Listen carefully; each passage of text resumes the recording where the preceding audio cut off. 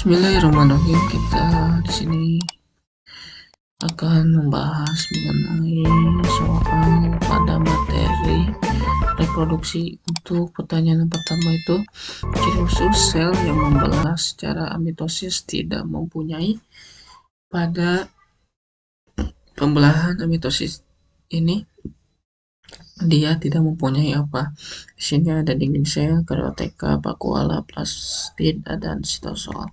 Kita akan melihat pada gambar di bawah ini.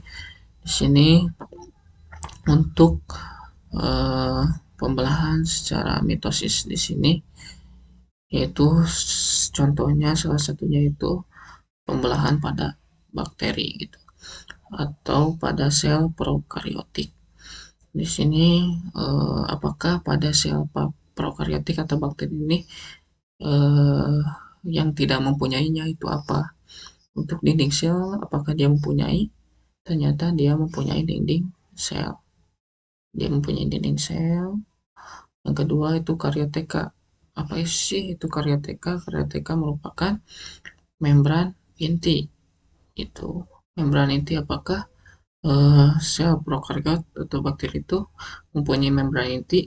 Ternyata dia tidak mempunyai membran inti karena yaitu tidak ini inti selnya atau plasmidnya itu tidak dibungkus oleh membran inti, jadi dia sebut prokaryotik, dia tidak mempunyai membran inti. Jadi untuk jawabannya itu adalah karyoteka. Jadi lebih kita akan membahas dulu yang C, itu vakuola. Jadi sebagian besar pada prokaryot juga dia mempunyai vakuola, dia untuk sebagai cadangan makanannya, penyimpanan. Untuk plastid, apakah pada prokaryot atau bakteri dia mempunyai plasmid? Ternyata dia mempunyai plastid. Plastid merupakan pigmen pada khususnya pada kloroplas. Dia pigmen untuk apa? Dia untuk fotosintesis. Jadi sebagian bakteri juga dia melakukan fotosintesis. Juga ada yang mempunyai melakukan fotosintesis. Yang ke E itu sitosol. Sitosol itu apa sih? Itu sitosol merupakan bagian dari sitoplasma. Jadi cairan sitoplasma itu mengandung juga sitosol di dalamnya tersebut. Jadi untuk jawabannya itu adalah karyoteka. Itu ya.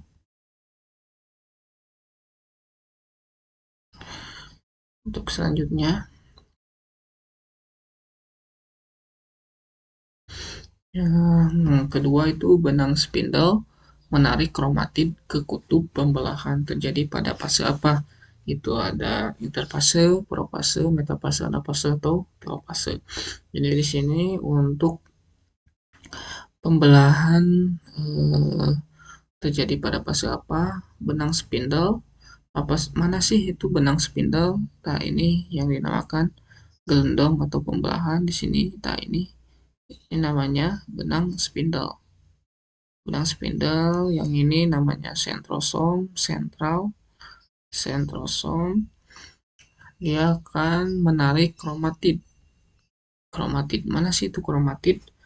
Kan ini yang berpasangan itu namanya kromosom. Nah, yang satu namanya itu namanya kromatid. Ya.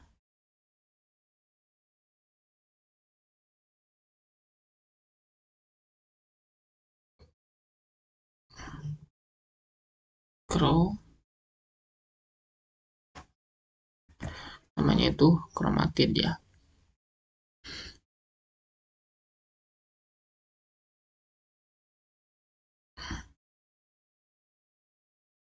Kromatid.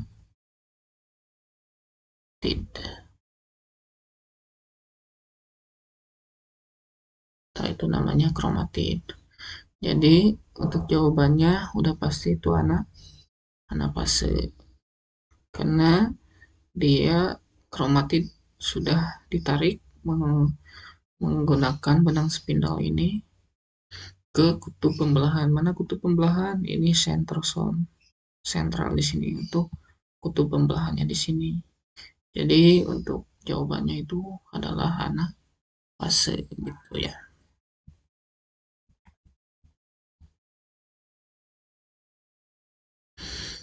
Selanjutnya,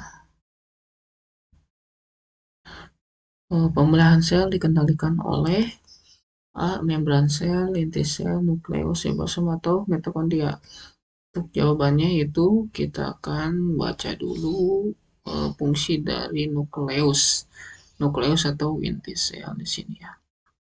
Di sini bertugas untuk mengendalikan semua aktivitas sel. Jadi, semua aktivitas sel itu dikendalikan oleh nukleus. Mau itu mulai dari metabolisme hingga pembelahan sel. Nah, ini dari pembelahan sel ini yang dikendalikan oleh nukleus pada eukariot, eukariotik, inti diserubungi oleh membran inti, karioteka. Nah, tadi karioteka itu apa sih? Membran inti. Jadi si inti ini,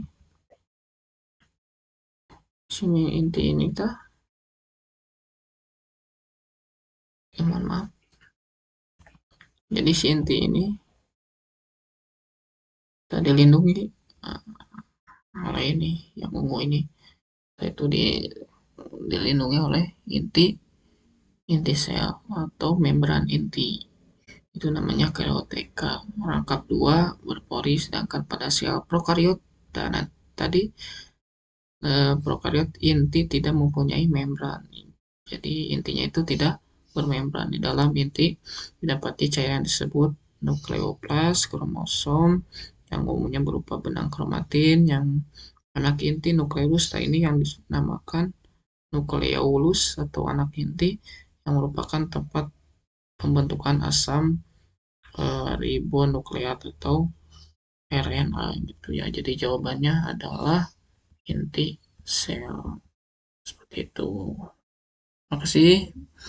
Kita akan bahas lagi lebih lanjut. Mohon maaf bila kekurangan. Jangan lupa subscribe ya. Terima kasih. Wassalamualaikum warahmatullahi wabarakatuh. Bismillah.